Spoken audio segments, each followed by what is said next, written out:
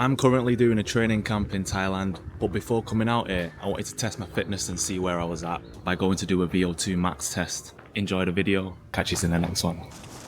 So what we're doing today is a VO2 max test. I'm not going to try explaining what a VO2 max test is. I'm going to let whoever I'm with try explain it.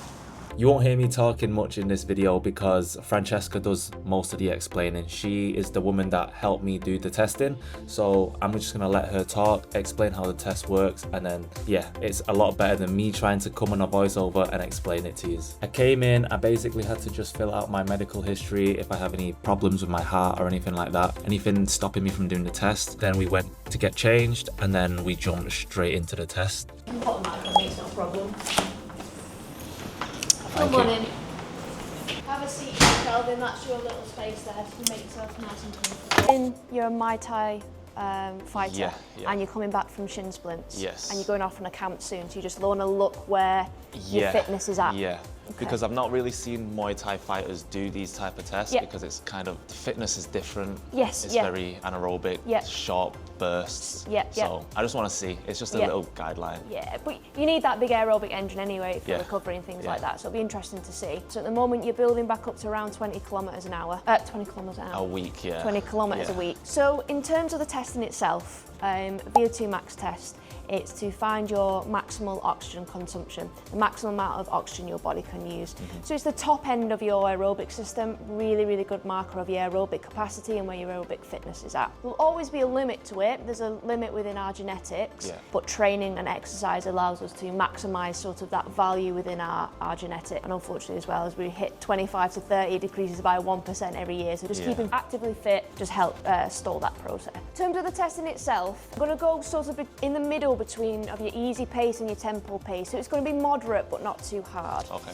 So that's going to be around a 5 minute per kilometre for you. So it should be nice and moderate. It will stay fixed at that speed. And what will happen, we'll be at a 1% gradient and we'll increase by 1% every minute. So you're going to be running further and further uphill. And why we do that is it stresses you centrally. Everyone can run uphill. Not everyone can start running at faster and faster speed. So if we just increase the speed, Yeah. we might hit speed you physically can't run at. Peripherally, we hit fatigue, so your legs blow up before the cardiovascular Got ya. system. Got ya. So it just keeps it nice and controlled so we can get you to VO2 max. Testing itself will be about 8 to 14 minutes. Not really time dependent on how fit you are, it's how well I've done my job. So if you're not running long enough or you're running too long, I've probably got the speed in. Will it take factor of my heart rate max and stuff like that? Yeah, Okay. we'll look at your heart rate max. Do you have your own heart rate I monitor? do, yeah. Yeah, Do we'll I put that on, or do you guys have your own You, ones as well? we can put yours on. Okay.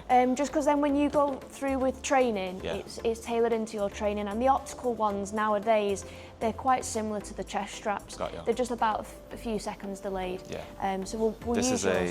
a Is it Chorus Chorus one? arm Yeah. one. We'll go with the Chorus optical then yours, and then yeah, we'll get max heart rate for you. And one of the things we can also work out, which might be important for your training moving forward, is your velocity at VO2 max, and that's the slowest speed that elicits VO2 max. So you can run quicker Yeah. and still be at VO2 max intensities, but the velocity at VO2 max is just the slowest speed that you hit VO2 max. Got ya. Really good marker for VO2 max intervals, so your aerobic intervals, so your typical 4 minutes on, Yeah, 4 yeah, minutes off. yeah.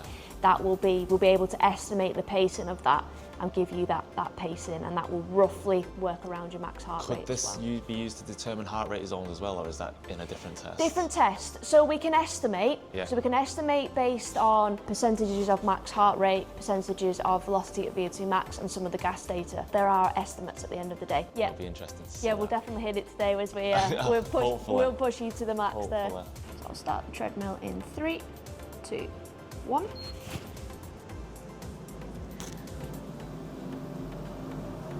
We'll just sort of do around 8-10 minutes or so, nice and easy at this pace. Just get the blood flow going, nice and relaxed.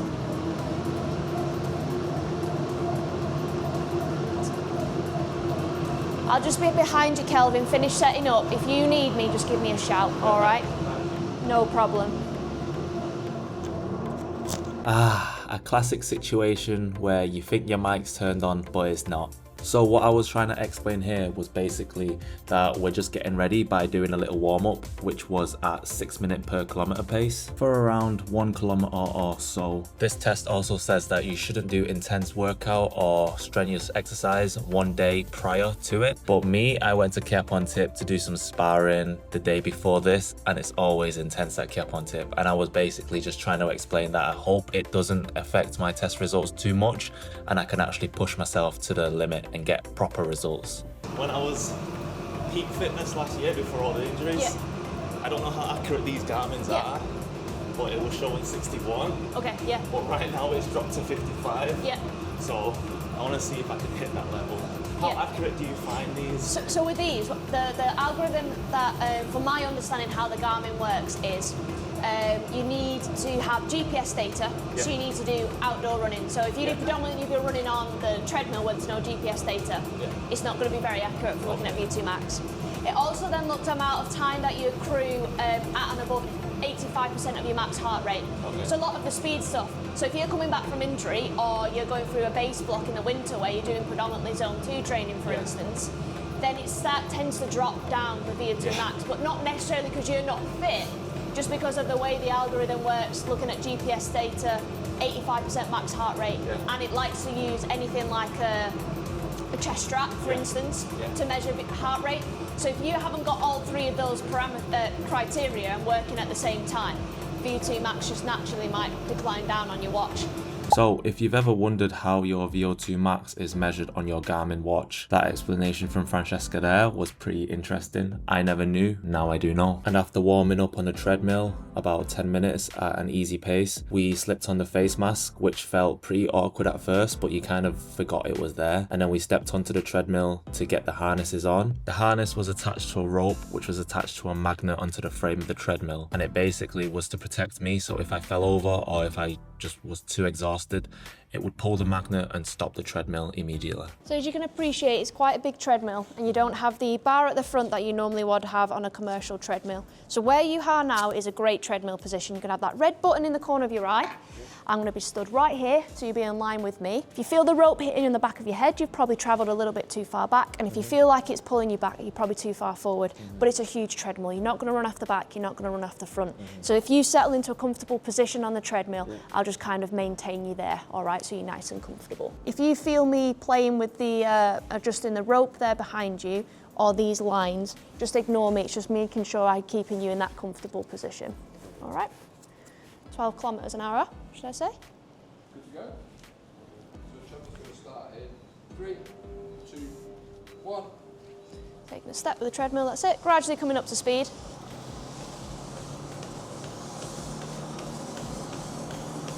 Yeah. So into the test now. Just settling in for the first minute, getting used to the treadmill, getting used to the mask, settling your breathing as normal as possible. It's going to start nice and easy, just gradually build through the gears. And then we'll let you know when we're at the business end. We'll hold on for all we've got. The test has officially started now. Just a little recap, I'll be running at 12 kilometers an hour in between my tempo pace and my easy pace. And every minute, the incline on the treadmill goes up by 1%. And increasing in 3, 2, 1. Little increase again now, Kelvin, great work. Still nice and relaxed, still building, nice and easy. As you saw in that clip just then, every time the treadmill is about to go up, Francesca will give me a 3, 2, 1 countdown and you can see the treadmill rise by 1% gradient. Before coming, I brought my Nike Vaporflies to do this test because I thought it was going to be a speed thing. But what she said made a lot of sense. Everyone can run up a hill. Not everyone can hit the type of speed that you need to hit before you fatigue. As you can see here, the treadmill's already rised up quite a bit. I think I'm on level 3 or 4 at this point. It's still feeling very easy. Like I don't feel like I'm exerting more than I need to. Going into it, I thought the mask was going to be a problem. I thought it was going to block my breathing, but actually it didn't really hinder it much at all. And after this point, I barely even noticed it was there. Next stage in 3, 2, 1. This is where it's all starting to really count now, Kelvin, so just keep pushing on. Dig deep, So about 10 seconds ago when I said it wasn't feeling too hard and I wasn't exerting myself too much, but right now we're on about level 6 or level 7, as you can see how high the treadmill's gone, and all of a sudden the difficulty level jumped up and it got hard really fast. Fantastic work, Kelvin, well done, keep driving. My reasons for wanting to do this test was, one, obviously to see where my fitness was at before going out to do a camp here in Thailand, and two, to also see how accurate the Garmin fitness VO2 max tracker was. During the time of this test, it was showing at 55 and 56. It just kept hovering up and down from that point. I'm gonna let the video play out now because I'm about to reach the final stage of the test. Enjoy, and then I'll catch you at the end of the video with the full results. Starting to plateau now. This is where we need that minute of just hanging on, being strong, big strong breath, that's it. Keep pushing now.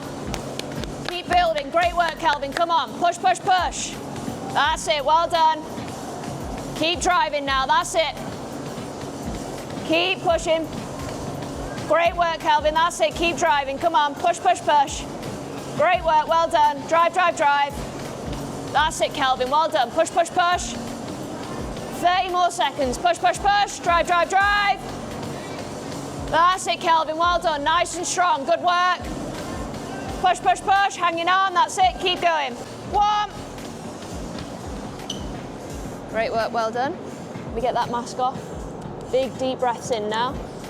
Nice and strong, great work, well done. That got hard quick. Yeah, it does, doesn't it? It just switches all of a sudden, doesn't it? You go by 1% more and you were fine, and then suddenly you're not fine anymore.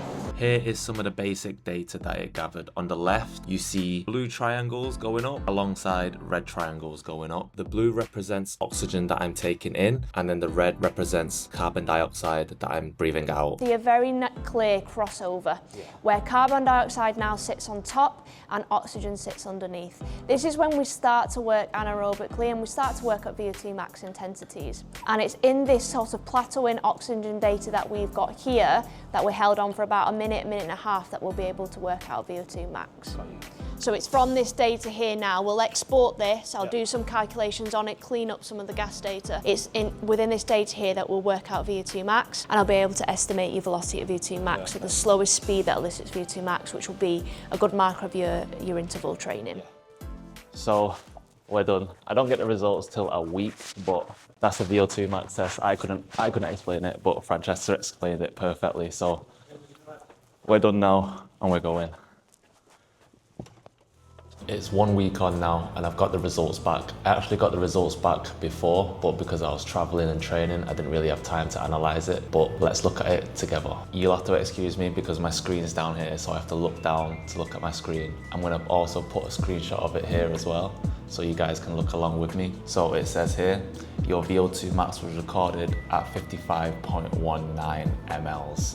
So I'm guessing that means my VO2 max is 55. And it also recorded my max heart rate at 175, which is a shock to me because I thought my max heart rate would be a lot higher, but that's what it recorded on the day, so that's what it is. So as you guys can see here, we also have some heart rate data as well. But like Francesca said, these are just estimates. But still, these estimates are better than not having anything at all. So if we look at it here, recovery is in the 105 to the 122s on the high end. Easy, so this is zone 2, between 122 and 140. That's what I'd be doing my easy runs at anyway, and like my easy days at anyway. So zone 3, steady, 140s to 157s, and then my tempos 157s to 168, and then the high end sprint work, assault bike work, zone 5, 168 to 175. That's a good range to work at, and then I also get some extra information about how to boost these scores on this other side. I'll let you guys have a read of that. So now that I know that my official VO2 max lab tested is 55, how does my Garmin compare? A watch that you just put on your wrist and it just collects data about you. My Garmin actually says my VO2 max is 56. So is it accurate? I mean, off by 1 point, you can't really complain about that. To me, that's kind of crazy, but yeah. So there we have it, guys. That is a Muay Thai fighter's VO2 max. And personally, I'm happy with the results. Like I said, I'd done this test when I was out of camp and wasn't really in the best shape. It was to get a baseline, and I hope you guys learned something new, because I definitely did, of how to do the testing, how the testing actually works, what VO2 max actually even means. With that being said, I'm right now out in Thailand doing a training camp, and stay tuned because some training videos are coming soon. Thank you guys, and I'll catch you in the next one. Peace.